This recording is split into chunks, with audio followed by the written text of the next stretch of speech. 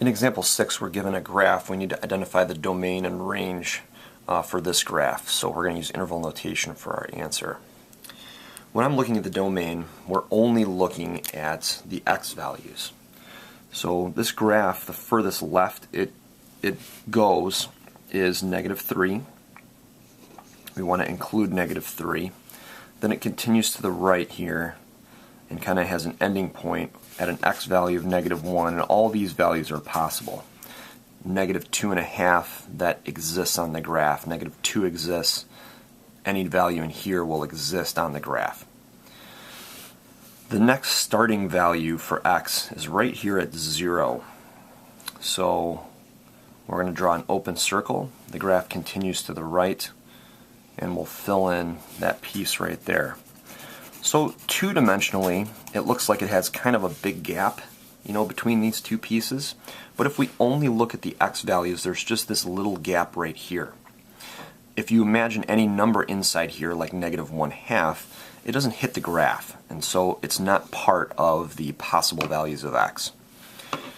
To write this in interval notation, this is the domain, we'll go -3 to -1.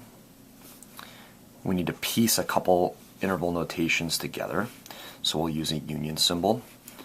The x value is 0, and then 4 is going to be the other x value on the end. We're only looking at the possible x values for the domain. Let's take a look at the range. The range is just the other direction, and if you wanted to turn this to the right by 90 degrees, you could do that, and then the y-axis will be laying flat, and it's just another number line. Or we can just start with the lowest number, lowest y value here, that's -4. We're going to go up to and include 1 here. Remember, we don't care about the x values for the range. We just care about the possible y values.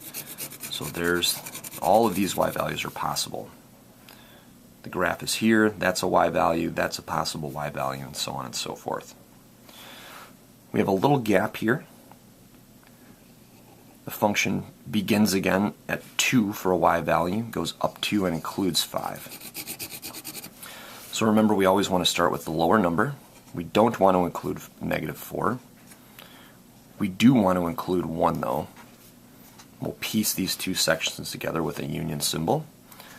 And we've got 2 and then all the way over to 5.